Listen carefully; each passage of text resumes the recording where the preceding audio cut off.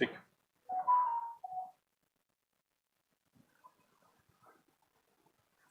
Hello everyone, welcome to this class. आज के session में हम लोग डिस्कस करने वाले हैं इंडियन फेडरलिज्म का जो आगे का जो बचा हुआ पार्ट है। इसके पहले हमने दो क्लास में डिस्कस किया, जैसे कि फेडरलिज्म को डिफाइन किया हमने, डिवीजन ऑफ पावर्स। उसके बाद हमने देखा कि इंडियन मॉडल ऑफ फेडरलिज्म है सो क्या है, कैसे उसका है सो कॉन्स्टिट्यूशनल डेवलपमेंट हुआ, है ना। आज के सेशन में हम लोग डिस्कस करने वाले हैं, ठीक है। और फिर हमने देखा कि हमारे कॉन्स्टिट्यूशन में फेडरल फीचर्स क्या सब हैं और यूनिटरी फीचर्स है सो क्या सब है, ठीक है। तो इसके पहले वाले दो क्लासेस में हमने डिटेल में फेडरलिज्म के बारे में एक आइडिया हमने ले रखा है। तो उसी क्लास को आगे बढ़ाते हैं and today we are going to discuss about the challenges of Indian federalism, ठीक है। यानी कि जो भारतीय संघवाद है उसमें क्या, उसके समक्ष क्या सभी चुनौतियां हैं, उसके बारे में थोड़ा सा हम लोग आज डिटेल में, है ना, डिस्कस करेंगे कि what are the challenges of the Indian federalism, ठीक है। तो सबसे पहला है सेंट्रलाइजेशन ऑफ पावर, सत्ता का केंद्रीकरण, centralisation of power. Centralisation of power basically कहां पे है, तो देखिए जो हमारा यूनियन गवर्नमेंट है, बेसिकली सेंटर जो है उसके पास जो है सो ज्यादा पावर्स जो है सो हमारे संविधान के द्वारा प्रोवाइड किए गए हैं। दैट मीन्स कि अगर आप लेजिस्लेटिव पावर्स की बात करें, एग्जीक्यूटिव पावर्स की बात करें, तो जो सेंट्रल गवर्नमेंट है बेसिकली उसके पास है सो ज्यादा पावर्स है, ज्यादा उसका जो डोमेन है सो ज्यादा वाइड है in comparison to the state governments. So this is the first challenge. Why? Because अगर किसी भी देश में अगर true nature of federalism follow होगा तो वहां पे इक्वल पावर शेयरिंग होगा सेंटर और स्टेट्स के बीच में। But in India, in Indian context, the constitution of India has given more powers to the central government. Therefore this point is one of the challenges to the Indian federalism, ठीक है। दूसरा जो है that is basically your inter state disputes. Inter state disputes अंतरराज्यीय विवाद जिसको कहते हैं, ठीक है।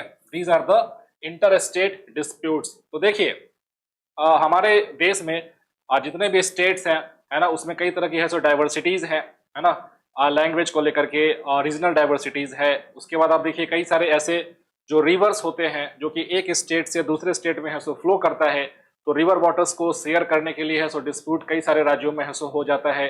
प्लस टेरिटरीज को लेकर के, उनका जो क्षेत्र है उसको लेकर के कई दो ऐसे राज्य हैं जो कि जिनका कॉमन बाउंड्री होता है, उनके बीच में है सो डिस्प्यूट हो जाता है रिगार्डिंग टेरिटरीज। तो ऐसे कई सारे डिस्प्यूट्स जो है, प्लस इसके साथ साथ ट्रेड को लेकर के, इंटर स्टेट ट्रेड को लेकर के भी कई राज्यों के बीच में जो है सो मतभेद होता है, डिस्प्यूट होता है। सो this is also one of the challenge of the Indian federalism, ठीक है।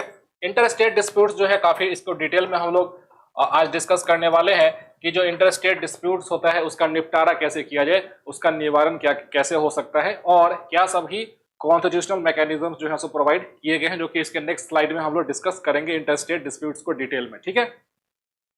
नेक्स्ट है रीजनलिज्म, ठीक है। पहले इसी को डिस्कस करते हैं। Next slide.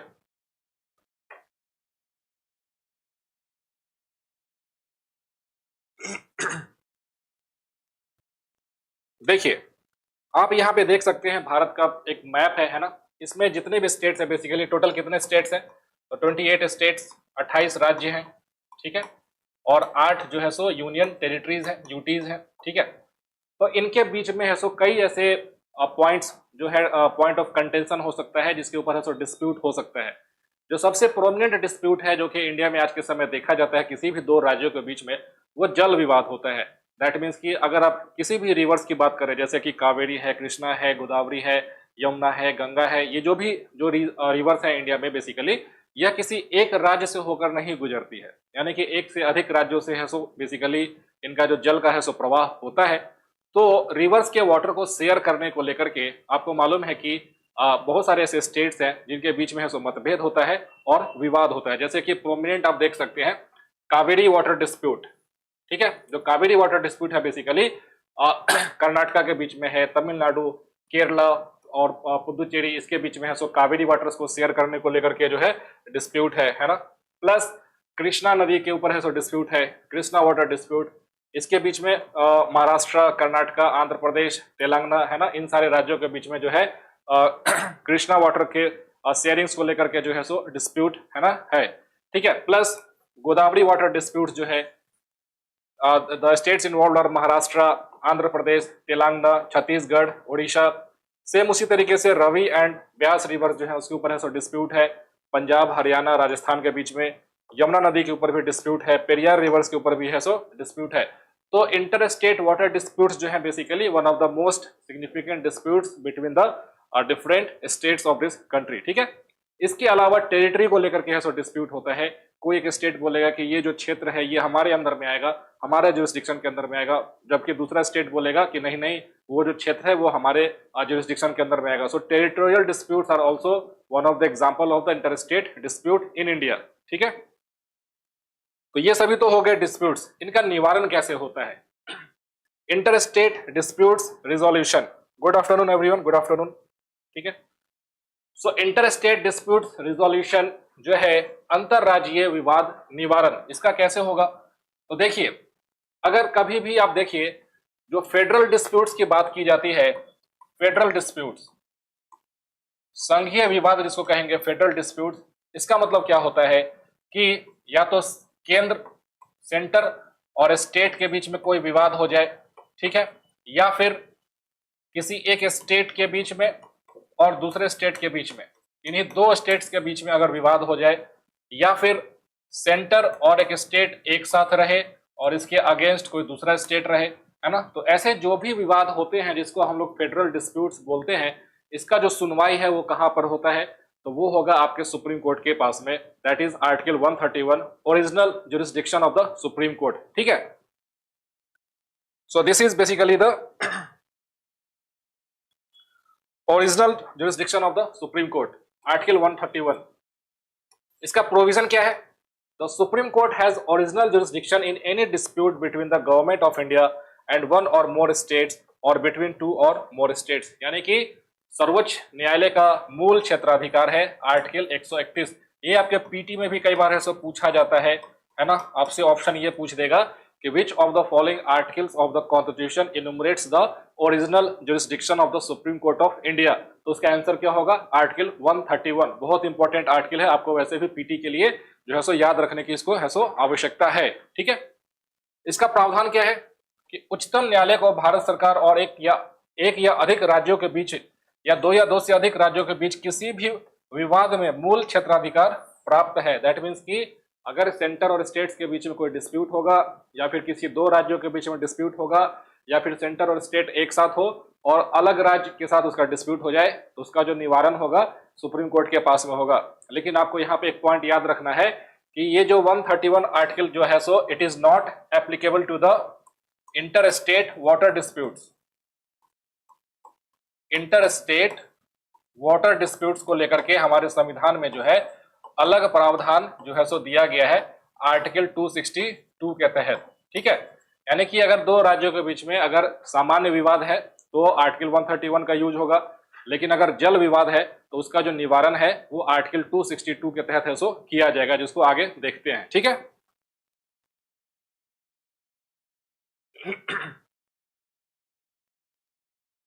So what is article 262?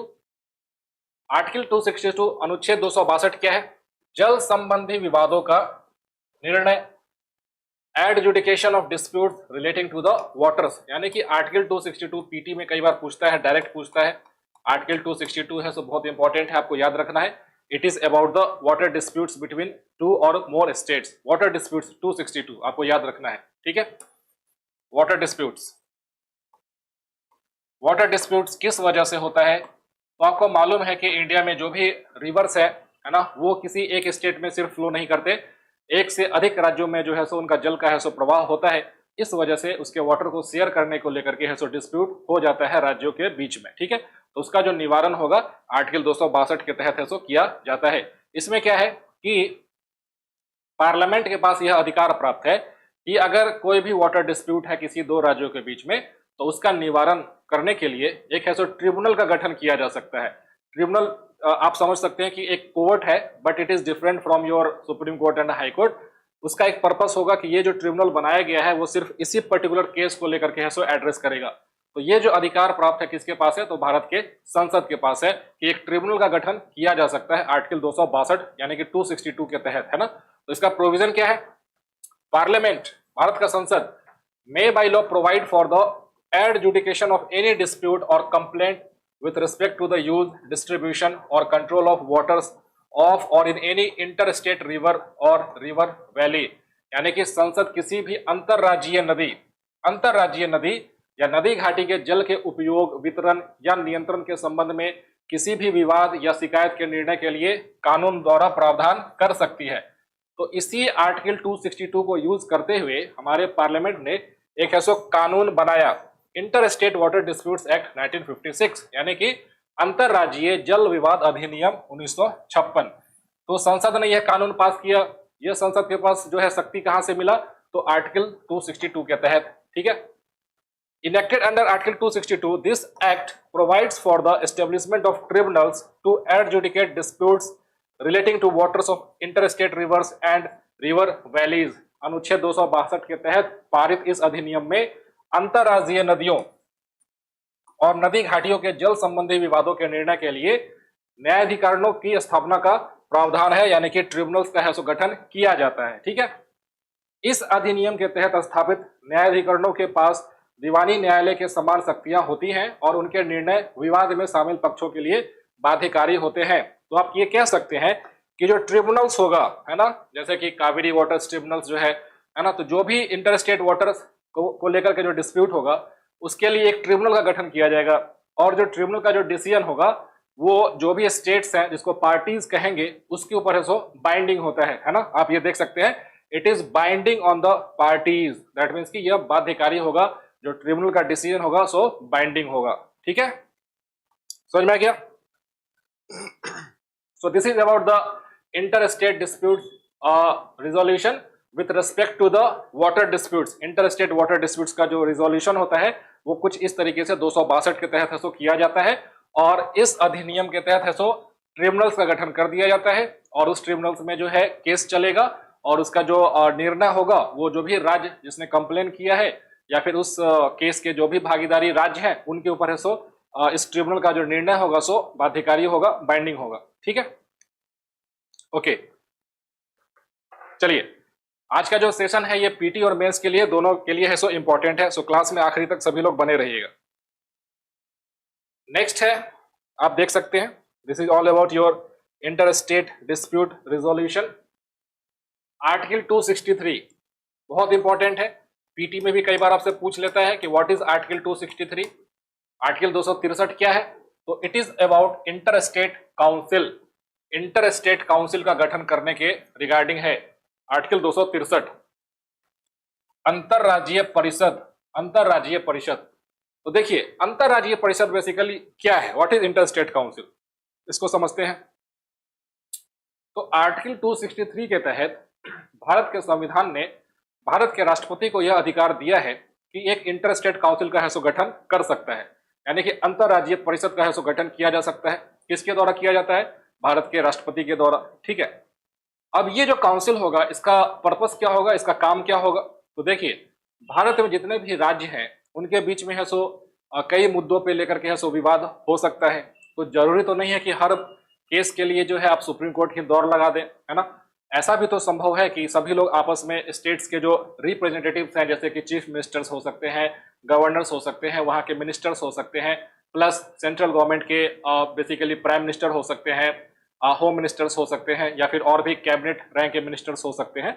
अगर ये सभी किसी काउंसिल में, किसी परिषद में बैठ करके और जो भी मुद्दे हैं अगर उसके ऊपर डिस्कशन करके और उसका एक सॉल्यूशन निकाल सके तो ये सभी के लिए है सो लाभकारी होगा। क्यों, इसका कैसे बेनिफिट होगा? तो सबसे पहले कि आप जो है जुडिशरी के ऊपर भार नहीं बढ़ा रहे हैं। आपको मालूम है कि हमारे देश में जो हमारी न्यायपालिका है, जो जुडिशरी है, इट इज ओवरबर्डेंड, यानी कि हमारे देश में न्यायपालिका के ऊपर बहुत ज्यादा है सो लोड है, बहुत ज्यादा है सो भार है। लेकिन अगर आप हर विवाद के लिए सिर्फ न्यायपालिका के ऊपर डिपेंडेंट हो जाएंगे तो क्या होगा कि वो जो इशू है, जो डिस्प्यूट है, उसका सही समय पे निवारण नहीं हो पाएगा। तो इन्हीं सब चीजों को देखते हुए, ध्यान में रखते हुए हमारे संविधान में कुछ ऐसे प्रावधान को है सो ऐड किया गया है जिसमें जैसे कि इंटर स्टेट काउंसिल का बात किया गया है, जिसमें सभी राज्यों के जो प्रतिनिधि होंगे वो है सो आपस में बैठ करके डिस्कशन और डिलिब्रेशंस के साथ जो भी डिस्प्यूट होगा उसका एक सॉल्यूशन है सो निकाल सकते हैं। दूसरा बात आपको ध्यान देना है कि जो इंटर स्टेट काउंसिल होता है इसका चेयरमैन कौन होता है? तो इसका चेयरमैन होता है भारत का प्रधानमंत्री, यानी कि प्राइम मिनिस्टर ऑफ इंडिया। ये बात आपको ध्यान रखना है। जो इंटर स्टेट काउंसिल है इसका चेयरमैन कौन होता है? कई बार आपसे एग्जाम में पूछा जाता है। इसका चेयरमैन होगा प्राइम मिनिस्टर, भारत के प्रधानमंत्री। ठीक है, प्राइम मिनिस्टर इसका चेयरमैन होता है। ठीक, इंटर स्टेट काउंसिल को अपॉइंट कौन करता है? तो यह भारत के राष्ट्रपति के द्वारा है सो अपॉइंट किया जाता है।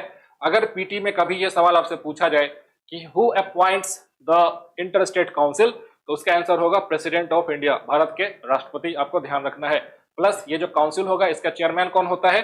तो भारत के प्रधानमंत्री, प्राइम मिनिस्टर ऑफ इंडिया, है ना। आपसे कंफ्यूजन हो सकता है गृह मंत्री को लेकर के। तो गृह मंत्री जो होम मिनिस्टर है, basically union home minister, he is not the chairman of interstate council, rather the prime minister of India is the chairman of the interstate council. ठीक है, so the president can establish an interstate council to inquire into and advise upon disputes between states, investigate and discuss subjects of common interest and make recommendations for better coordination of policy and action. ठीक है, यानी कि कहने का मतलब है कि राष्ट्रपति जो है सो अंतर्राज्यीय विवादों की जांच और सलाह देने, सामान्य रुचि के विषयों की जांच और चर्चा करने और नीति और कार्रवाई के बेहतर समन्वय के लिए सिफारिशें करने के लिए एक अंतर्राज्यीय परिषद की स्थापना कर सकते हैं। ठीक है, दूसरा पॉइंट आपको ध्यान यहाँ पे ये रखना है कि जो इंटर स्टेट काउंसिल जो होगा, जो इंटर स्टेट काउंसिल है बेसिकली, इसका जो एडवाइस होता है it is basically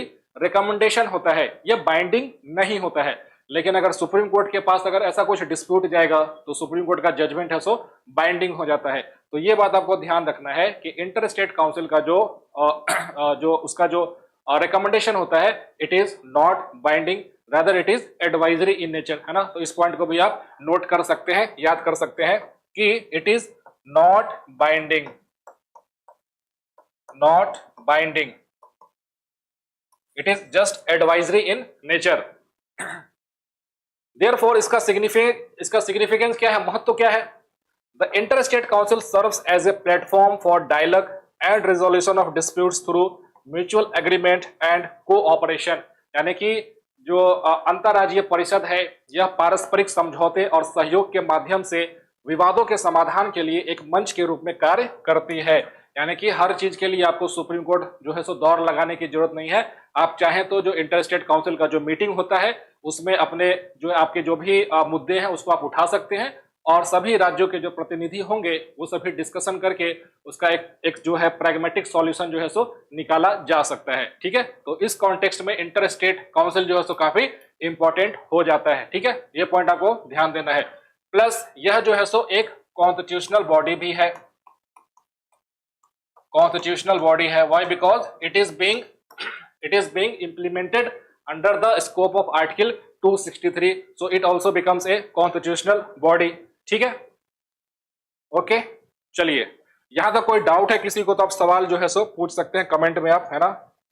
you can comment your doubts, Juhi, Himanshu, Kanchan and everyone जो भी लाइव देख रहे हैं क्लास को। ठीक है, चलिए,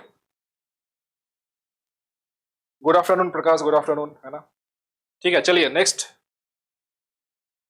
yes, this is important, what is zonal council. तो देखिए हम लोग जो है तो क्या सब डिस्कस कर रहे थे बेसिकली, तो इंटर स्टेट जो डिस्प्यूट्स हैं, है ना, जो कि एक चैलेंजेस है इंडियन फेडरलिज्म को लेकर के, इंटर स्टेट डिस्प्यूट्स। जाहिर सा बात है कि अगर किसी देश में अगर फेडरलिज्म का मॉडल है और वहां के राज्यों में अगर सपोज कि किसी बात को लेकर के डिस्प्यूट होने लगे तो क्या होगा, तो पूरा देश का जो यूनिटी और जो इंटीग्रिटी है यानी कि एकता और अखंडता जो है उस देश का खतरे में पड़ जाएगा। इस वजह से ये सभी सॉल्यूशंस प्रोवाइड किए जाते हैं, ये सभी जरिया है कि अगर किसी दो राज्यों के बीच में या फिर दो या दो से अधिक राज्यों के बीच में किसी भी तरीके का कोई विवाद है तो उसका जो सुनवाई है, उसका जो निपटारा है, उसका जो निवारण है कुछ इन तरीकों से किया जा सकता है ना। तो वो पॉइंट हम लोग डिस्कस कर रहे हैं। ठीक है, नेक्स्ट है जोनल काउंसिल्स।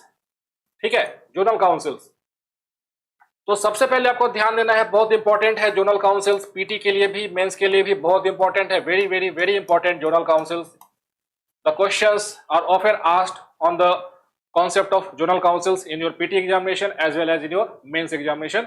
तो इसको समझना है, सो बहुत जरूरी है आपके लिए जोनल काउंसिल्स। ठीक है, तो सबसे पहले आपको ध्यान देना है कि zonal councils are not constitutional bodies, they are not constitutional bodies. ठीक है, they are not constitutional bodies, यानी कि जो जोनल काउंसिल है, जो क्षेत्रीय परिषद है, यह कोई संवैधानिक निकाय नहीं है। It is not a constitutional body. तो फिर कैसा बॉडी है? It is a statutory body, यानी कि अगर किसी बॉडी को अगर हम लोग किसी कानून के द्वारा है सो अगर उसका स्थापना करते हैं, स्थापित करते हैं, तो वैसे इकाई को हम लोग स्टैट्यूटरी बॉडी है सो बोलेंगे। ठीक है, ये बात आपको है सो समझ में आना चाहिए। ठीक है, so it was established under the states reorganisation act 1956। States reorganisation act 1956। ये जब हम लोग इंडिया का जब हम लोग डिस्कस कर रहे थे, जो आर्टिकल 1, 2, 3, 4 जब हम लोग पढ़ रहे थे, तो वहां पे हमने देखा था कि स्टेट्स रीऑर्गेनाइजेशन एक्ट जो है सो 1956 में पास किया गया था, और इंडिया को जो है सो लिंग्विस्टिक बेसिस पे जो है सो स्टेट्स को है सो डिवाइड किया गया था। लैंग्वेज के आधार पे, भाषा के आधार पे है सो डिवाइड किया गया था under the states reorganisation act. तो उसी कानून के तहत जो है सो जोनल काउंसिल्स को भी, यानी कि क्षेत्रीय परिषदों को भी एस्टेब्लिश, उसका गठन करने का है सो प्रावधान किया गया है। So therefore zonal councils are the statutory bodies. Statutory bodies, ठीक है। कौन से कानून के तहत है सो इसका स्थापना हुआ? तो स्टेट्स रीऑर्गेनाइजेशन एक्ट 1956, यानी कि SRA एक्ट 1956, 1956 का अधिनियम है। राज्यों के पुनर्गठन अधिनियम 1956 के तहत स्थापित ये परिषदें अंतर्राज्यीय सहयोग को बढ़ावा देती हैं और विवादों का समाधान करती हैं। ये परामर्शदायी निकाय है। परामर्शदायी का मतलब कि एडवाइजरी बॉडी है, जिनमें राज्यों को क्षेत्रों में समूहबद्ध किया जाता है। These councils promote interstate cooperation and resolve disputes. They are advisory bodies comprising state group into zones. अब आपको ध्यान देना है कि भारत में टोटल कितने जोनल काउंसिल्स जो है सो है ना एज ऑफ नाउ प्रेजेंट है। How many zonal councils are there? तो आपको ध्यान देना है टोटल जो है सो है ना 6 जोनल काउंसिल्स हैं, है ना 6 जोनल काउंसिल्स हैं। हालांकि अगर आप मेन देखें तो 5 जोनल काउंसिल्स जो है सो स्टेट्स रीऑर्गेनाइजेशन एक्ट के तहत है सो बनाया गया था, और बाद में एक एक्स्ट्रा जोनल काउंसिल जो है बेसिकली नॉर्थ ईस्टर्न जो जोनल काउंसिल है उसको 1971 के एक्ट से है सो बनाया गया। तो आप इस तरीके से देख सकते हैं टोटल है सो 6 जोनल काउंसिल्स हैं। 5 zonal councils here plus 1 north eastern zonal council which was constituted under the north eastern council act of 1971। 1971 में जो नॉर्थ ईस्टर्न स्टेट्स है उनके सभी राज्यों, बेसिकली जो 8 राज्य है यहाँ पे 8 स्टेट्स है, 7 सिस्टर्स प्लस जो सिक्किम है, उसको मिलाकर के जो है सो एक नॉर्थ ईस्टर्न काउंसिल का है सो गठन किया गया 1971 में। ठीक, उसके साथ साथ आप देख सकते हैं कि 1, 2, 3, 4, 5 these are the 5 zonal councils here. Northern zonal council, central zonal council, eastern zonal council, western zonal council and southern zonal council, है ना। तो जैसे कि सपोज कि सेंट्रल जोनल काउंसिल की हम लोग बात करते हैं, तो सेंट्रल जोनल काउंसिल में जो सेंट्रल इंडिया के जो भी स्टेट्स हैं वो उसका है सो हिस्सेदारी होगा, यानी कि जो सेंट्रल जोनल काउंसिल होगा उसमें इन सारे स्टेट्स के जो चीफ मिनिस्टर्स होंगे वो उसके है सो मेंबर होंगे। प्लस इसका चेयरमैन कौन होता है? जो भी जोनल काउंसिल होगा उसका चेयरमैन होगा यूनियन होम मिनिस्टर, यानी कि हमारे जो यूनियन सेंट्रल गवर्नमेंट है, केंद्र सरकार के जो गृह मंत्री होंगे वो है सो जोनल काउंसिल के चेयरमैन होते हैं। आपको ये पॉइंट है सो याद रखना है। दैट मीन्स कि home minister is the chairman of the zonal council, यानी कि गृह मंत्री जो है सो इसके चेयरमैन होंगे, गृह मंत्री। ठीक है, ये बात आपको ध्यान रखना है। यहाँ पे आप प्राइम मिनिस्टर ये सभी आंसर मत करिएगा, या फिर भारत के राष्ट्रपति आंसर मत करिएगा। अगर कभी एग्जाम में पूछे कि who is the chairman of the zonal council, क्षेत्रीय परिषद के है सो चेयरमैन कौन होते हैं, तो union home minister, union home minister is the chairman. ठीक है, समझ में आ गया? तो इसका भी काम क्या होगा, जोनल काउंसिल का काम क्या होगा? तो सपोज कि सेंट्रल या फिर साउदर्न जोनल काउंसिल की बात करें, वेस्टर्न जोनल काउंसिल की बात करें, तो सपोज कि यहाँ पे कोई रिवर है ना, उसके वाटर शेयरिंग्स को लेकर डिस्प्यूट हो सकता है, या फिर सपोज कि इंटरस्टेट ट्रेड को लेकर के कुछ डिस्प्यूट हो सकता है, या फिर सपोज कि एक प्रदेश से जो लोग हैं वो एम्प्लॉयमेंट करने के लिए दूसरे राज्य में चले जाए और वहां पे उनको कुछ इश्यूज फेस करना पड़े, तो जो भी रीजनल इश्यूज होंगे उनको है सो जोनल काउंसिल के मीटिंग में है सो उठाया जाएगा, और उसके ऊपर है सो एक प्रॉपर डिस्कशन करके और उसका एक जो पॉसिबल सॉल्यूशन है ना, वो है सो निकाला जा सकता है। सो आप देख सकते हैं इंटरस्टेट काउंसिल या फिर जो जोनल काउंसिल है ये हमारे कोऑपरेटिव फेडरलिज्म को जो है काफी प्रमोट करता है। So basically zonal councils and interstate councils it promotes cooperative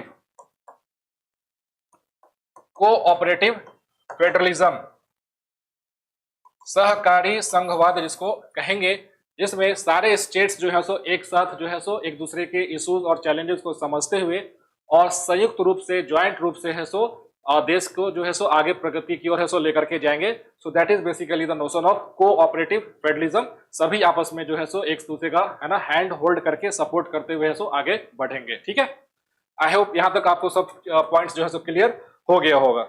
ठीक है, चलिए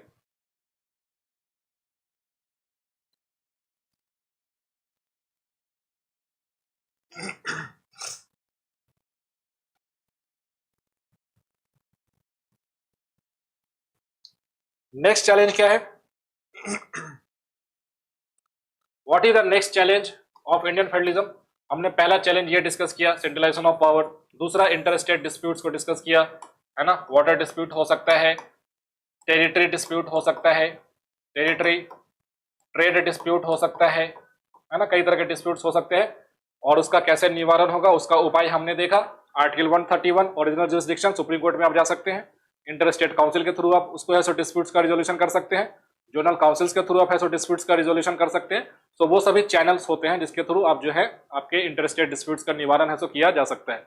नेक्स्ट जो चैलेंज है भारतीय संघवाद का, जो एक चुनौती है, that is regionalism and linguistic diversity, यानी कि क्षेत्रवाद और भाषाई विविधता। क्षेत्रवाद क्या होता है, व्हाट इज रीजनलिज्म, उसको थोड़ा सा डिटेल में देख लेते हैं। ठीक है, what is regionalism? Regionalism basically क्षेत्रवाद ये होता है कि अगर आपके क्षेत्र को अगर आपने प्राथमिकता दिया और वो इतना ज्यादा स्ट्रांग हो जाए कि जो राष्ट्र हित है, जो नेशनल इंटीग्रेशन है, अगर वो कमजोर पड़ जाए, तो ऐसे फीलिंग्स को हम लोग रीजनलिज्म कहते हैं, क्षेत्रवाद कहते हैं। यानी कि आप अपने क्षेत्र विशेष का ही ध्यान रखते हैं और बाकी जो दूसरे राज्य हैं या फिर जो दूसरा क्षेत्र है या फिर जो पूरा देश है उसके हितों को आप जो है सो बाईपास कर देते हैं और सिर्फ अपने हित को लेकर के जो है सो आप हमेशा प्रयासरत रहते हैं। तो ऐसी भावना को हम लोग रीजनलिज्म कहते हैं, क्षेत्रवाद कहते हैं। ठीक है, जो कि हमारे संघवाद के लिए सही नहीं है। एक्सेसिव रीजनलिज्म जो है सो हमारे संघवाद के लिए सही नहीं है। ठीक है, so regionalism refers to the political ideology that prioritizes the interest, culture and identity of a specific region or group of regions within a country over the country as a whole। क्षेत्रवाद से तात्पर्य उस राजनीतिक विचारधारा से है जो किसी देश के किसी विशिष्ट क्षेत्र या क्षेत्र समूह के हितों, संस्कृति और पहचान को पूरे देश से अधिक प्राथमिकता देती हो। यानी कि अगर आप किसी देश, जैसे कि भारत का एग्जांपल लेते हैं, तो हमारा जो है सो प्रियम्बल जो है सो क्या कहता है, we the people of India. That means कि हम भारत के लोग, यहाँ पे किसी भी तरीके से जो है भाषा के आधार पर, धर्म के आधार पर, लिंग के आधार पर कोई भी है सो भेदभाव नहीं है। लेकिन अगर आप न्यूज भी पढ़ें, कई बार ऐसा होता है कि एक स्टेट जो है सो दूसरे स्टेट्स के लोगों को है सो डिनाई करता है कि आप हमारे यहाँ है सो मजदूरी करने ना आए, आप हमारे यहाँ है सो इंडस्ट्री में काम ना करें। तो ये कहने का मतलब है कि ये सभी कहीं ना कहीं क्षेत्रवाद को है सो बढ़ावा देता है। प्लस जब हम लोग फंडामेंटल राइट्स पढ़ रहे थे, मौलिक अधिकार पढ़ रहे थे, तो आपको मालूम है कि राइट टू फ्रीडम के तहत आर्टिकल 19 में हर एक इस देश के हर एक सिटीजन, हर एक नागरिक को यह अधिकार है कि वह इस देश के किसी भी क्षेत्र में जाकर के जो है सो काम कर सकता है, रोजगार है सो कर सकता है। लेकिन आए दिन आपको ऐसा देखने को मिलेगा कि जो बाहरी मजदूर होते हैं या फिर जो आउटसाइड जो वर्कर्स होते हैं उनको जो है सो प्रताड़ित किया जाता है, उनको जो है सो भगाया जाता है। इसके पीछे का रीजन क्या है? तो क्षेत्रवाद यानी कि रीजनलिज्म जो है सो उसके पीछे का है सो इशू है ना। कई बार उनसे बोला जाएगा कि आप चूंकि ये भाषा जो है सो आप नहीं बोल पाते हैं तो आप यहाँ पे काम मत करिए, है ना। तो भाषा को भी लेकर के कई बार जो है सो रीजनलिज्म का जो फीलिंग है, क्षेत्रवाद का जो फीलिंग है, वो काफी प्रबल हो जाता है। ठीक है, so excessive regionalism can lead to parochialism where regional interest are placed above national interest, potentially threatening the unity and integrity of the country। यानी कि अगर अत्यधिक क्षेत्रवाद होगा तो उससे संकीर्णतावाद, है ना, पैरोकियलिज्म मतलब कि काफी नैरो माइंडेडनेस, है ना, काफी नैरो माइंडेड होना संकीर्णतावाद को जन्म दे सकता है, जहां पर क्षेत्रीय हितों को राष्ट्रीय हितों से ऊपर रखा जाता है, जिससे देश की एकता और अखंडता को खतरा हो सकता है है ना, देश की एकता को और अखंडता को है सो खतरा हो सकता है।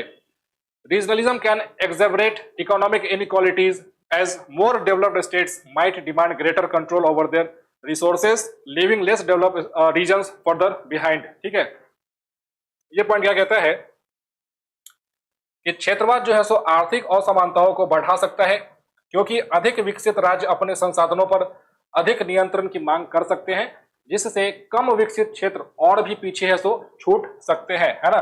इसका परफेक्ट एग्जांपल जो है आप देखिए, जैसे कि बिहार का एग्जांपल लेते हैं, है ना। आप जो है आए दिन देखिए, बिहार हो गया, यहाँ पे उत्तर प्रदेश है, यहाँ से कई सारे जो लोग हैं आपके, है ना, वेस्टर्न जो हमारे स्टेट्स हैं, साउदर्न जो स्टेट्स हैं, यहाँ पे रोजगार के लिए, है ना, वेस्ट बंगाल ये सब के लिए है सो बहुत जगह है सो जाते हैं, लेकिन उनके ऊपर है सो कई बार जो है वहाँ पे अत्याचार किया जाता है, कई बार उनको भगा दिया जाता है वहां से, है ना। इन सब पीछे का रीजन क्या है? इन सब के पीछे का रीजन ये है कि ये सभी जो है सो डेवलप्ड स्टेट्स हैं बेसिकली, है ना। अगर आप देखें भारत के हैं सो विकसित राज्य हैं, और इनके पास जो रिसोर्सेस होते हैं, है ना, वो पहले से भी ज्यादा है, उनके यहाँ सो इंडस्ट्रीज ज्यादा है।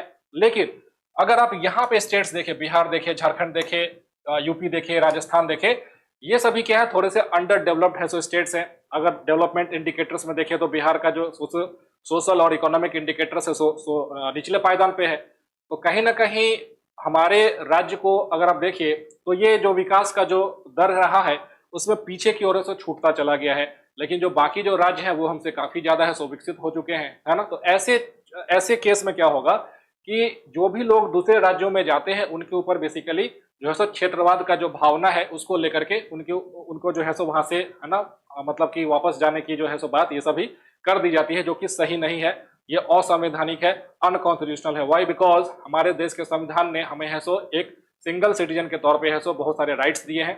हमारे पास ऐसा नहीं कि हम किसी एक राज्य के हैं सो नागरिक हैं, हम इस देश के नागरिक हैं, और हमारे पास आर्टिकल 19 के तहत यह अधिकार है, हमारा एक फंडामेंटल राइट है कि हम इस देश के किसी भी कोने में जाकर के जो है सो अपना रोजगार जो है सो भरण पोषण है सो कर सकते हैं आर्टिकल 19 के तहत, है ना। तो अगर कभी क्षेत्रीय जो रीजनलिज्म का जो फीलिंग है अगर वो काफी बढ़ गया, है ना, तो उससे क्या होगा कि जो देश का जो एकता है और जो अखंडता है उसके ऊपर जो है सो काफी जो है सो असर पड़ेगा उसका। ठीक है, so regionalism is also one of the challenges to the Indian federalism, है ना। तो इस वजह से एक्सेसिव रीजनलिज्म को है सो प्रोपगेट करने की है सो जरूरत नहीं है। ठीक है,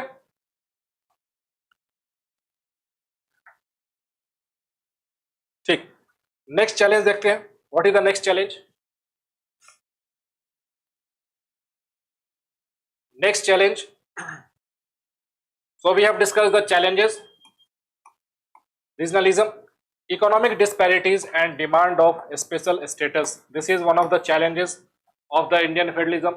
अभी जस्ट हमने देखा कि किस तरीके से हमारे देश में जो कुछ ऐसे राज्य हैं जो कि सबसे ज्यादा विकसित है, उनका जो जीडीपी है, सकल घरेलू उत्पाद है, वो काफी ज्यादा है, उनके यहाँ जो पर कैपिटा इनकम है वो काफी ज्यादा है। लेकिन कुछ ऐसे स्टेट्स जैसे कि हमारा बिहार, झारखंड, उत्तर प्रदेश, है ना, राजस्थान, ये सभी जो स्टेट्स हैं इनका जो पर कैपिटा जो इनकम है ये काफी कम है, इनका जो टोटल जीडीपी का जो वॉल्यूम है वो काफी कम है। तो ऐसे में क्या होगा कि आप देखिए कि इकोनॉमिक इनइक्वालिटीज है, तो है ना, आर्थिक असमानताएं हैं राज्यों के बीच में। तो इसके वजह से क्या होगा कि सपोज कि आपके घर में ही अगर आप देखिए कि अगर आपके घर में 5 सदस्य हैं और अगर 3 सदस्य जो है अपने जीवन में काफी बेहतर कर रहे हैं और 2 सदस्य सपोज कि पिछड़ गए, तो फैमिली जो है सो ओवरऑल ठीक से नहीं रह पाएगा। तो सेम हमारे देश के साथ भी ऐसा ही है कि अगर हमारे देश में जो 28 राज्य हैं और अगर वो एक समान तरीके से आगे नहीं बढ़ रहे हैं तो क्या होगा कि देश का एक हिस्सा है सो पीछे रह जाएगा, बाकी जो हिस्सा है सो आगे चला जाएगा। तो यह देश की यूनिटी के लिए और इंटीग्रिटी के लिए भी सही नहीं है। सो इकोनॉमिक डिस्पैरिटीज जो है अपने आप में एक चैलेंज है हमारे फेडरलिज्म को लेकर के। और देखिए यहाँ पे जो है सेंटर और स्टेट्स के बीच में जो है सो विवाद हो जाता है। जैसे कि आप हमेशा देखते होंगे बिहार की ओर से, उड़ीसा की ओर से, है ना, हमेशा डिमांड किया जाता है कि आप हमें है सो स्पेशल कैटेगरी स्टेट्स का सो, है ना, दर्जा दीजिए। यानी कि सेंटर से है सो डिमांड किया जाता है ऐसे राज्यों द्वारा जो कि थोड़े से पिछड़े हुए हैं कि आप हमें स्पेशल कैटेगरी स्टेट्स का दर्जा दीजिए। उसका फायदा ये हो जाता है कि हमें सेंटर से जो अनुदान मिलता है, जो ग्रांट मिलता है, उसका है सो परसेंटेज है सो ज्यादा हो जाता है, और जो सेंट्रल का जो फंड्स का जो डिवोल्यूशन होता है वो ज्यादा हो जाता है, यानी कि आपके पास फंड्स ज्यादा आने लगेगा, है ना। तो ये सभी जो demand of the special status है, ये कहीं ना कहीं हमारे जो सेंटर और स्टेट्स के बीच में जो रिलेशन है उसको काफी फ्रिक्शनल कर देता है ना, उनके बीच में है सो डिस्प्यूट है सो कई बार है सो आ जाता है। सो economic disparities and the demand for special status is also a challenge of the Indian federalism. ये पॉइंट समझ में आया कि नहीं, एक बार कमेंट करो। ठीक है, कि इकोनॉमिक डिस्पैरिटी की वजह से कैसे स्पेशल स्टेटस का है सो डिमांड किया जाता है सेंटर से, और सेंटर कई बार है सो है ना, सेंटर बोलेगा कि हमारे पास उतना पैसा नहीं है, सेंटर के केंद्र सरकार बोलती है कि हमारे पास जो है सो उतने रिसोर्सेस नहीं है, तो सेंटर और स्टेट्स के बीच में है सो फ्रिक्शन हो जाता है। और अगर सपोज कि अपोजिट पॉलिटिकल पार्टीज अगर पावर में है, जैसे कि सेंटर पे सपोज कि एक पार्टी ए का है सो पावर है और जो स्टेट है उसमें पार्टी बी का है सो पावर है, और दोनों है सो अपोजिशन पार्टीज है, तो दोनों के बीच में है सो काफी कॉन्फ्लिक्ट भी है सो बढ़ जाता है। तो ये सभी आपको है सो हमेशा देखने को मिलेगा सेंटर और स्टेट्स के बीच में जो है with demand for the fulfilment of the demand of special status. ठीक है, नेक्स्ट चैलेंज है कोएलिशन पॉलिटिक्स, गठबंधन की राजनीति। It is also one of the challenge of the Indian federalism. Coalition politics basically क्या होता है, जब हम लोग इसको आगे, जब हम लोग पार्लियामेंट का चैप्टर पढ़ेंगे, जब हम लोग लोकसभा के बारे में पढ़ेंगे, वहां पे एब्सोल्यूट मेजोरिटी के बारे में पढ़ेंगे, तो वहां पे समझेंगे कि कई बार ऐसा होता है कि कोई भी सिंगल जो पार्टी होती है उसके पास ऐसा एब्सोल्यूट मेजोरिटी नहीं आ पाता है। तो ऐसे केस में क्या होगा कि वो कैसे सरकार बनाएगी, तो गठबंधन की सरकार बनाती है, कोएलिशन पॉलिटिक्स करती है, और उसमें कई सारे रीजनल जो पार्टीज होते हैं, बेसिकली जो किसी स्टेट के जो पार्टीज होते हैं उनके साथ है सो कोएलिशन गवर्नमेंट का फॉर्मेशन करती है। लेकिन जो भी कोएलिशन गवर्नमेंट होता है वो पॉलिटिकली स्टेबल नहीं होता है। क्यों? क्योंकि उसमें अलग अलग आइडियोलॉजीज के जो पॉलिटिकल पार्टीज हैं वो सभी मिलकर के है सो सरकार बनाती है। तो कई बार ऐसा होता है कि कुछ ऐसे इशूज जो कि राष्ट्रीय हित के लिए तो है लेकिन उनके स्टेट के लिए सही नहीं है, तो वो लोग वहां से सपोर्ट अपना जो है सो बैक कर लेते हैं, और ऐसे में जो सरकार है वो गिर सकती है, सरकार है सो गिर जाती है, अनस्टेबल गवर्नमेंट होता है। Therefore coalition politics is also one of the challenge to the Indian federalism, है ना। तो ये पॉइंट आपको है सो क्लियर हो गया होगा कि कोएलिशन यानी कि जो गठबंधन की जो राजनीति है ये हमारे भारतीय संघवाद को जो है सो किस तरीके से चुनौती है सो देता है। ये बेसिकली क्या करेगा, हमारे सरकार को जो है सो अस्थिर कर देता है, अस्थिर सरकारें, अस्थिर सरकारें, ठीक है, अनस्टेबल गवर्नमेंट्स, अनस्टेबल गवर्नमेंट्स होता है। और इसके वजह से क्या होगा कि पॉलिटिकल पार्टीज जो कि अलग अलग विचारधारा के होते हैं, तो सेंटर और स्टेट के बीच का जो गैप है, जो गल्फ है ना, जो रिफ्ट है, जो विवाद है, वो और बढ़ जाता है अगर कोएलिशन पॉलिटिक्स अगर इस तरीके से फेल हो गया तो। ठीक है,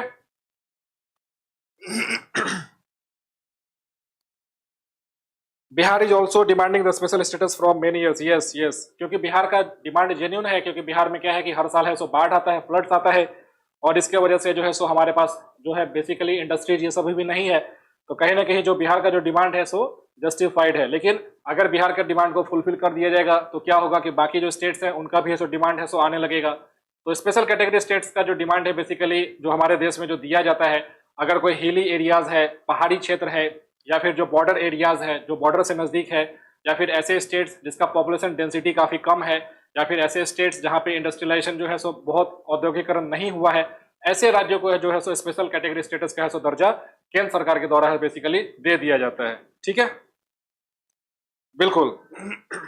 coalition government is formed on the basis of A vested interest. Yes, है ना, सभी का उसमें है सो स्वार्थ जो है सो छुपा होता है हर एक पॉलिटिकल पार्टीज का। तो ये कहीं ना कहीं हमारे सरकार को है सो अस्थिर करता है, अनस्टेबल करता है, और इसके वजह से जो है हमारा संघ जो है उसको है सो कमजोर कर सकता है। ठीक है, वेरी नाइस। नेक्स्ट है लीगल एंड एडमिनिस्ट्रेटिव ओवररीच, कानूनी और प्रशासनिक अतिक्रमण। ठीक है, यह भी अपने आप में जो है सो एक चैलेंज है। इसको समझते हैं, लीगल एंड एडमिनिस्ट्रेटिव ओवररीच, इस पॉइंट को समझिए। ठीक है, इसमें क्या होगा कि आपको मालूम है कि हमारे कॉन्स्टिट्यूशन में 7th शेड्यूल में, ठीक है, 7th शेड्यूल में जो है क्या कर दिया गया है, तो 7th शेड्यूल में जो है सो 3 लिस्ट बनाया गया है, संघ सूची, राज्य सूची और समवर्ती सूची। संघ सूची यानी कि यूनियन लिस्ट, राज्य सूची मतलब कि स्टेट लिस्ट, और समवर्ती सूची मतलब कि कंकरेंट लिस्ट। ठीक है, कंकरेंट लिस्ट। तो जो सेंट्रल गवर्नमेंट है सो यूनियन लिस्ट पे काम करेगा, उसके ऊपर है सो कानून बनाएगा। जो स्टेट गवर्नमेंट है सो स्टेट लिस्ट के ऊपर कानून बनाएगा। लेकिन कई बार क्या होता है कि जो सेंट्रल गवर्नमेंट है, बेसिकली जो पार्लियामेंट है, हमारा जो संसद है, वह कुछ ऐसे कानून बनाएगा, कुछ ऐसे जो है सो लॉज बना देगा जो कि स्टेट के जो है सब्जेक्ट्स है उसके ऊपर भी कानून बना देता है ना। इसको कहते हैं डॉक्ट्राइन ऑफ कलरेबल लेजिस्लेशन, है ना, डॉक्ट्राइन ऑफ कलरेबल लेजिस्लेशन।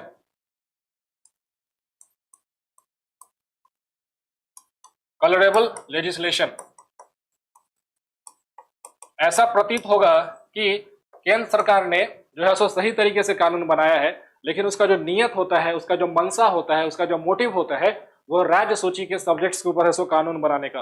तो ऐसा कई बार है सो इनक्रोचमेंट है सो कर लिया जाता है ना। तो इसके वजह से क्या होगा, जो है फेडरल डिस्प्यूट्स जो है ना, यानी कि संघवाद जो है उसके उसका जो विवाद है वो काफी है सो बढ़ जाता है। तो ये इसी को कहते हैं लीगल इनक्रोचमेंट। लीगल इनक्रोचमेंट यानी कि आपके पास जो अधिकार प्राप्त नहीं है कि उसके ऊपर कानून बना सके, आप जो है सो एक मतलब अलग तरीके से उसको है सो ढक करके, एक कलर करके, है ना, उसके ऊपर एक रंग चढ़ा करके आप ऐसा पेश करेंगे कि आप अपने तरीके से सही है, लेकिन आपका जो नियत था वह राज्य सूची के ऊपर जो है सो कानून बनाने का है सो नियत था।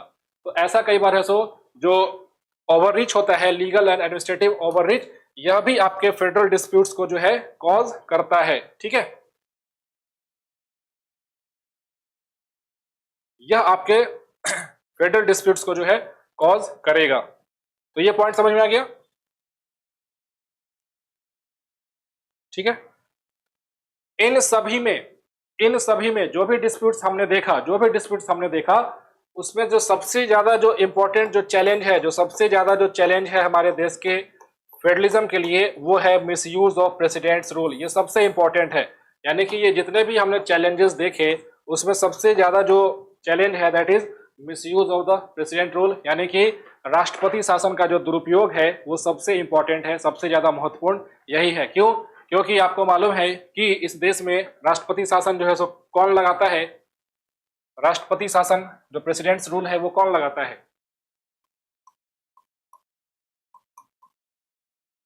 Presidents rule. ठीक है, राष्ट्रपति शासन।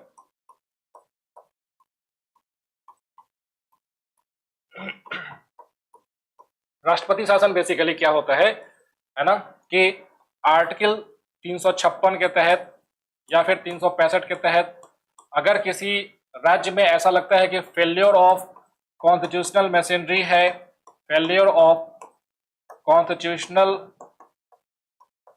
मशीनरी है,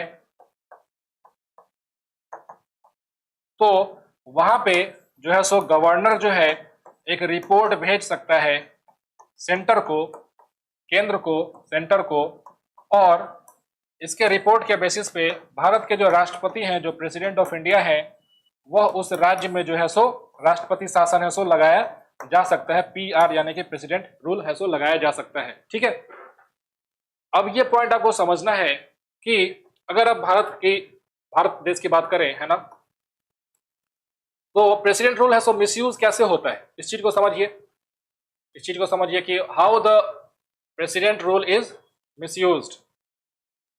इसको मिसयूज कैसे होता है इसको समझिए। जैसे कि यहां पे कि suppose this is the union government, केंद्र सरकार है। जो यूनियन गवर्नमेंट है, सपोज कि एक पार्टी ए से बिलोंग करता है, किसी पार्टी का नाम नहीं लेंगे, सपोज कि पार्टी ए है, ठीक। सपोज कि एक दूसरा स्टेट है, suppose there is some other state, this is state B, ठीक है। और यहां पे जो पार्टी है, बेसिकली यह पार्टी है सो बी है, सो रूल करता है, यानी कि जो चीफ मिनिस्टर होंगे, जो मुख्यमंत्री होंगे, सो पार्टी बी से बिलोंग करेंगे, ठीक है। अब पार्टी ए और पार्टी बी है सो ऑपोजिशन पार्टी है, ठीक है। ये दोनों सेम पार्टी नहीं है, तो पार्टी ए तो चाहेगा ना कि इस राज्य में भी है सो मेरी सरकार बने, है ना, किसी भी तरीके से। अगर सपोज कि राज्य में चुनाव हुआ और पार्टी बी है सो जीत गया, पार्टी ए की है सो हार हुई, लेकिन केंद्र में जो है सो पार्टी ए का सरकार है, तो कई बार ऐसा देखा जाता है कि छोटे मोटे राजनीतिक मुद्दों को लेकर के उसको थोड़ा सा बड़ा बना दिया जाता है और यहाँ पे है सो राष्ट्रपति शासन है सो लगा दिया जाता है। दैट मीन्स कि यहाँ की जो चुनी हुई सरकार है उसको है सो सस्पेंड कर दिया जाता है, निरस्त कर दिया जाता है। और कई बार तो पहले ऐसा होता था कि यहाँ का जो विधानसभा होगा उसको भंग कर दिया जाएगा, डिसॉल्व कर दिया जाएगा और फिर है सो फिर से नया चुनाव होगा, है ना। तो ये सभी पॉलिटिकल इक्वेशंस को सॉर्ट आउट करने के लिए जो अपोजिशन जो पार्टीज होती है वो प्रेसिडेंट रूल यानी कि राष्ट्रपति शासन का है सो मिसयूज करती आई है, ठीक है। लेकिन इसको लेकर के सुप्रीम कोर्ट का है सो एक बहुत इंपॉर्टेंट है सो जजमेंट आया, ठीक है। सुप्रीम कोर्ट का जो जजमेंट है वो कौन सा जजमेंट है? To prevent the misuse of president's rule, यानी कि राष्ट्रपति शासन का जो दुरुपयोग है इसको रोकने के लिए जो है S R. Bommai judgement, S R. Bommai judgement, ठीक है, 94 का है एस.आर. बोम्मई जजमेंट, जिसमें सुप्रीम कोर्ट ने यह बताया कि जो हमारे देश में जो फेडरलिज्म है, जो संघवाद है, वो है सो हमारे संविधान का मूल संरचना है। फेडरल फीचर है, जो फेडरलिज्म है सो बेसिक स्ट्रक्चर है हमारे कॉन्स्टिट्यूशन का। और जो प्रेसिडेंट रूल जो लगाया जाता है, अगर वो गैर संवैधानिक तरीके से अनकॉन्स्टिट्यूशनल मेथड से अगर लगाया जाएगा तो उसको वापस से निरस्त कर दिया जाएगा। दैट मीन्स कि यहाँ पे सुप्रीम कोर्ट ने ये लिखा कि जो प्रेसिडेंट रूल होगा it will come under the judicial review, ठीक है, जुडिशियल रिव्यू, न्यायिक समीक्षा के अंदर है सो आएगा। यानी कि अगर केंद्र सरकार किसी भी राज्य में अगर राष्ट्रपति शासन लागू कर देती है तो सुप्रीम कोर्ट के पास यह अधिकार होगा कि राष्ट्रपति शासन जो है सो सही तरीके से, या फिर ऐसा तो नहीं है कि किसी आर्बिट्रेरी तरीके से या फिर अनकॉन्स्टिट्यूशनल तरीके से है सो लगाया गया है, उसका है सो न्यायिक समीक्षा कर सकता है, जुडिशियल रिव्यू कर सकता है। और अगर सुप्रीम कोर्ट ये पाएगा कि प्रेसिडेंट रूल जो है सो सही तरीके से सही पर्पस के लिए नहीं लगाया गया था तो फिर से जो राज्य की जो सरकार है जिसको सस्पेंड कर दिया गया था उसको वापस से है सो रीएस्टेब्लिश है सो कर दिया जाएगा, ठीक है। इसके साथ साथ एस.आर. बोम्मई जजमेंट में सुप्रीम कोर्ट ने कई ऐसे और भी है सो गाइडलाइंस जारी किए, जैसे कि अगर किसी स्टेट में अगर राष्ट्रपति शासन लागू होता है तो सबसे पहले उसको जो है उसकी जो असेंबली है उसको डिसॉल्व नहीं करना है, आप जो है सो सस्पेंड करके रख सकते हैं, आप उसको भंग मत करिए, डिसॉल्व मत करिए। दूसरा, आपका जो सेंटर जब तक कि पार्लियामेंट उसको राष्ट्रपति शासन को अप्रूव ना कर दे तब तक कुछ भी ऐसा एक्शन नहीं लेना है जो कि अनकॉन्स्टिट्यूशनल हो जाए आगे चल के, ठीक है। Plus all the imposition of the president's rule will be under the judicial review. तो ऐसे कई सारे गाइडलाइंस जो है सो बेसिकली जारी कर दिया गया था एस.आर. बोम्मई केस के जजमेंट में, ठीक है। So Supreme Court basically provided a relief to the states, है ना, relief to the states from the unconstitutional imposition of the president's rule in those states, है ना। तो इस तरीके से आप देख सकते हैं कि जो जुडिशियरी है, जो सुप्रीम कोर्ट है, बेसिकली वो हमारे देश के जो फेडरलिज्म है उसको भी प्रोटेक्ट करता है, जो संघवाद है उसका है सो रक्षा करता है, उसका जो है सो बचाव करता है, ठीक है।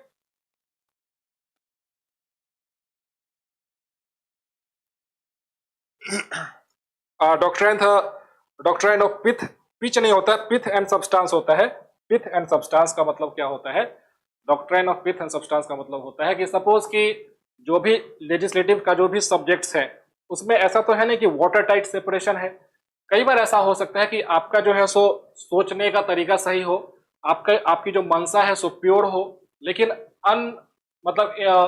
अनइंटेंशनल वे में कई बार है सो इनक्रोचमेंट है सो हो सकता है, ठीक है।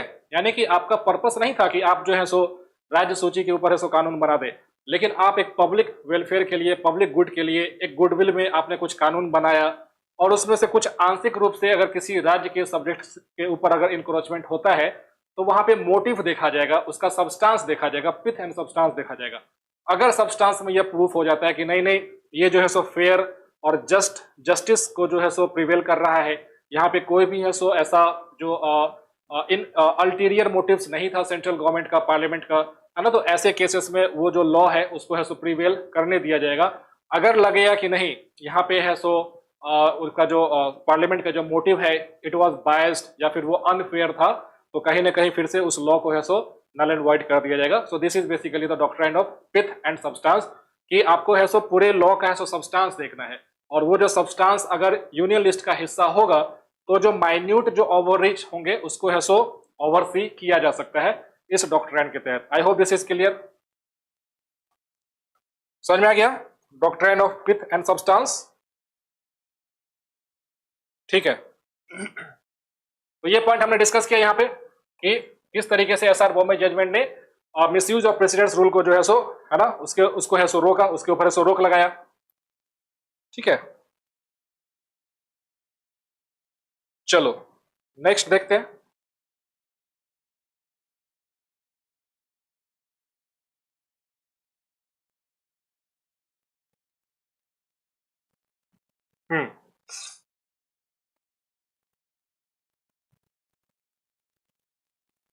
ये पॉइंट हमने देखा अभी जस्ट हमने पढ़ा, मिसयूज ऑफ प्रेसिडेंट्स रूल, राष्ट्रपति शासन का दुरुपयोग।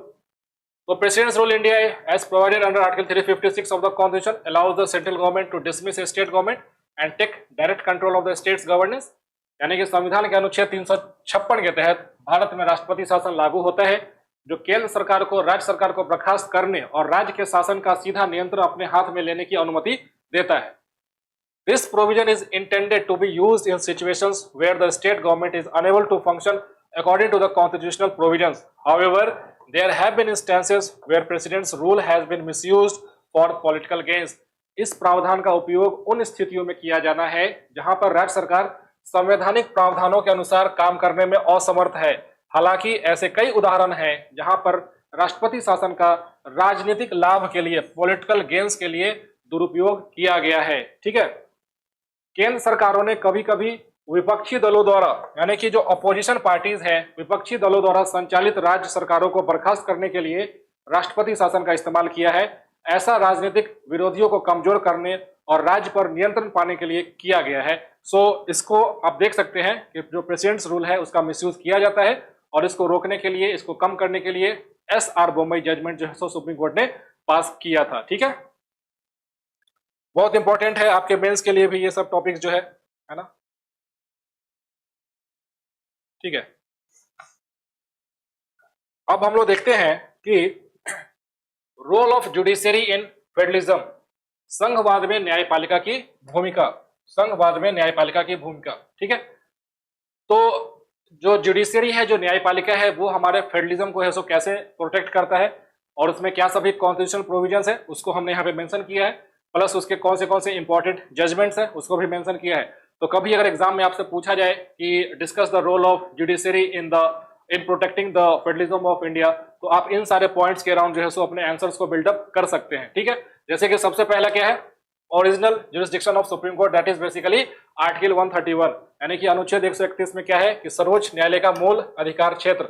अभी जस्ट हमने डिस्कस किया कि सेंटर या स्टेट्स के बीच में कोई डिस्प्यूट्स हो या फिर किसी दो राज्यों के बीच में कोई विवाद हो या फिर सेंटर और स्टेट एक साथ हो जाए और बाकी स्टेट्स है सो अगेंस्ट हो जाए, अगर ऐसा कुछ भी विवाद होता है तो भारत का जो सर्वोच्च न्यायालय है, जो सुप्रीम कोर्ट है, उसके पास यह ओरिजिनल जुरिस्डिक्शन होता है। ऐसे जो भी केस होंगे, जो भी विवाद होंगे, वो किसी हाई कोर्ट में नहीं जाएगा, किसी डिस्ट्रिक्ट कोर्ट में नहीं जाएगा, सीधा सुप्रीम कोर्ट में जाएगा। तो supreme court is having the original jurisdiction for federal disputes in India according to the article 131, federal disputes के लिए संघीय विवाद का जो निपटारा होगा, जो निवारण होगा, वो भारत के सर्वोच्च न्यायालय के द्वारा सो किया जाएगा। ठीक है, दूसरा जो जजमेंट है, आपको मालूम है केशवानंद भारती केस 1973 का जो जजमेंट है, ये बहुत इंपॉर्टेंट है। इसको जब हम लोग क्लास डिस्कस करेंगे अमेंडमेंट ऑफ द कॉन्स्टिट्यूशन, है ना, भारत के संविधान में संशोधन का जब चैप्टर डिस्कस करेंगे उसमें समझेंगे कि कैसे केशवानंद भारती केस जो है सो एक इंपॉर्टेंट लैंडमार्क जजमेंट है सो आया। इसमें बेसिकली क्या हुआ कि डॉक्ट्राइन ऑफ बेसिक स्ट्रक्चर का है सो जजमेंट दिया गया। डॉक्ट्राइन ऑफ बेसिक स्ट्रक्चर, जो कि बहुत इंपॉर्टेंट टॉपिक है, डॉक्ट्राइन ऑफ बेसिक स्ट्रक्चर, इसके ऊपर है सो एक अलग से क्लास हम जो है सो आपके लिए लेकर के आएंगे, डॉक्ट्राइन ऑफ बेसिक स्ट्रक्चर। ठीक है, तो इसमें बेसिकली क्या बोला गया सुप्रीम कोर्ट के द्वारा कि हमारे संविधान में भारत की जो संसद है वो किसी भी तरीके से जो है सो संशोधन कर सकती है। इवन फंडामेंटल राइट्स के जो प्रोविजन है पार्ट 3 में, है ना, आर्टिकल 12 से लेकर 35 तक के बीच में, उसमें भी संशोधन कर सकती है। लेकिन हमारे संविधान में कुछ ऐसे बेसिक फीचर्स हैं, कुछ ऐसे बेसिक स्ट्रक्चर्स हैं जिसको भारत का जो संसद है वो नहीं बदल सकता है। तो उसी में से एक बेसिक फीचर है भारत का संघवाद। यानी कि ऐसा नहीं कि आप जो है भारत के जो संसद है कल को हमारे संविधान में कुछ ऐसा संशोधन कर दे कि आज के बाद इस देश में जितने भी राज्य के विधानसभाएं हैं, जो भी लेजिस्लेटिव असेंबली है, उसको है सो डिसॉल्व कर दिया जाएगा, उसका जो है सो अस्तित्व समाप्त कर दिया जाएगा। ऐसा कोई भी संशोधन आप नहीं कर सकते हैं। अगर आप करेंगे भी तो जुडिशियल रिव्यू, न्यायिक समीक्षा के तहत जो है सो उसको नल एंड वाइड घोषित कर दिया जाएगा। So these are the tools to the supreme court of India and the high court, है ना, जिसके बेसिस पे भारत के जो फेडरलिज्म है, भारत का जो संघवाद का जो मॉडल है, उसको प्रोटेक्ट किया जाता है, उसको प्रिजर्व करके ऐसो रखा जाता है। ठीक है, नेक्स्ट है एस.आर. बोम्मई जजमेंट। अभी जस्ट हमने डिस्कस किया, 1994 का जजमेंट है, जिसमें यह कहा गया कि जो राज्य जो होते हैं, जो स्टेट्स जो होते हैं, these are not the satellites of the centre. S R. Bommai judgement का स्टेटमेंट क्या है? What is the statement of the S R. Bommai judgement? कि states are not the satellites of the center. States are not the satellites of the center. Are not the satellites of the center. ठीक है, satellite नहीं है कि जब मर्जी हुआ, जब मन मर्जी हुआ उस तरीके से ट्रीट कर दिया अपने राज्य को। नहीं, जो स्टेट्स होते हैं इनका अपना एक है सो कॉन्स्टिट्यूशनल स्टेटस है, इनका अपना एक संवैधानिक जो है सो स्थान है, कॉन्स्टिट्यूशनल है सो स्टेटस है। ठीक है, और इसके साथ साथ जो भारत का जो संघवाद है, जो फेडरलिज्म है, भारत का जो संघवाद है, जो फेडरलिज्म है, यह भारतीय संविधान की मूल संरचना है, बेसिक स्ट्रक्चर है। इसको फिर से है सो रीएस्टेब्लिश किया गया एस.आर. बोम्मई जजमेंट में सुप्रीम कोर्ट के द्वारा। ठीक है, तो आपको ध्यान रखना है कि ये सभी कुछ इंपॉर्टेंट है सो जजमेंट्स है, और मैकेनिज्म ऑफ जुडिशियल रिव्यू है, रिव्यू ऑफ प्रेसिडेंट्स रूल है। इन सब मेथड्स को यूज करते हुए जो न्यायपालिका है वो भारत के संघवाद को जो है सो प्रोटेक्ट करके है सो रखता है। ठीक है, I hope this points are very much clear to you. ठीक, so these are the concluding remarks here.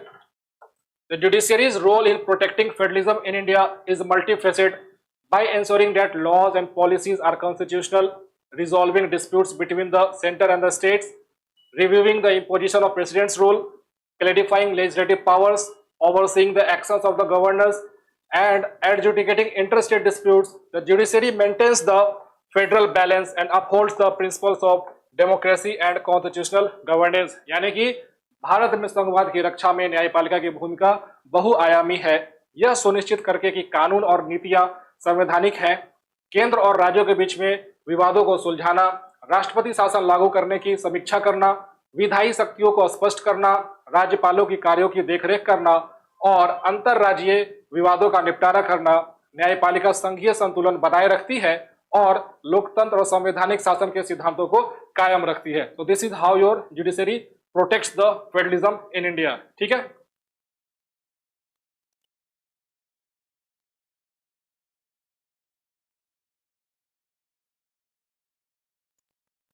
आज के इस सेशन में हमने डिस्कस किया कि किस तरीके से चैलेंजेस है इंडियन फेडरलिज्म का, और ये है तीसरा क्लास था बेसिकली। अगर कोई बच्चे पहली बार इस वीडियो को देख रहे हो तो आई विल सजेस्ट कि इसके पहले का 2 वीडियो और है ना, उसको आप वॉच कर लीजिए। And today is the 3rd class, है ना। तो पहला क्लास आप देखिए जहाँ पे मैंने आपको समझाया है कि फेडरलिज्म क्या है, और यूएसए में कैसे फेडरलिज्म है इवॉल्व हुआ, फिर भारत में है फेडरलिज्म कैसे इवॉल्व हुआ, भारत का संविधान बनने से पहले जब ब्रिटिश शासन था तो उस समय फेडरलिज्म कैसे था, उसके बाद जब बना तब कैसे था। प्लस 2nd क्लास में हमने डिस्कस किया कि हमारे कॉन्स्टिट्यूशन में फेडरल फीचर्स क्या है, यूनिटरी फीचर्स क्या है, उसके बीच में डिफरेंसेस क्या है, उसको हमने क्लास 2 में डिस्कस किया था। और आज के इस क्लास में हमने डिस्कस किया कि what are the challenges to the Indian federalism. So ये जो 3 क्लास हैं ये काफी होलिस्टिक है आपके लिए, आप चाहे तो इसको पढ़ के नोट्स बना सकते हैं। प्लस ये जो दो क्वेश्चन है ना, इसका भी आप आंसर राइटिंग प्रैक्टिस कर सकते हैं। The Indian federalism is tilted towards the centre, discuss. भारतीय संघवाद केंद्र की ओर झुका हुआ है, चर्चा करें। तो आपको मैंने पहले ही बताया था कि जो यूनिटरी फीचर्स हैं उसको जो है आप इसमें जिक्र कर दीजिए कि किस तरीके से भारत के संविधान ने भारत का जो केंद्र है, बेसिकली जो सेंटर है, जो पार्लियामेंट है, जो यूनियन एक्सिक्यूटिव है, उसके पास ज्यादा पावर्स दे रखे हैं in comparison to the states. तो वो सारे पॉइंट्स को आप यहाँ पे क्रमबद्ध तरीके से जो है आप लिख सकते हैं। ठीक है, दूसरा क्वेश्चन क्या है? द सेकंड क्वेश्चन इज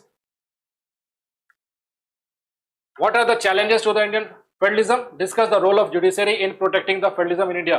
तो अभी जस्ट हमने जो आज के क्लास को जो डिस्कस किया कि चैलेंजेस क्या सब हो सकते हैं, तो बायस्ड और power is biased towards the centre, plus आप देखिए तो interstate disputes, plus regionalism, plus जो है इंटरस्टेट डिस्पैरिटी है, plus misuse of president's rule, है ना। तो ये सभी चैलेंजेस है इंडियन फेडरलिज्म के। प्लस यहाँ पे जुडिशरी का क्या रोल होता है, तो जुडिशरी है सो इंटरस्टेट डिस्प्यूट्स को है सो रिजॉल्व करता है, आर्टिकल 131 के तहत सुप्रीम कोर्ट करता है। प्लस जो जुडिशियल रिव्यू है, अगर कोई सेंटर कानून बनाता है या फिर स्टेट कोई कानून बनाता है जो कि दूसरे के लेजिस्लेटिव डोमेन को है सो इंट्रूड करेगा, है ना, ओवररीच करेगा, तो उसको है सो नल एंड वॉइड कर दिया जाएगा।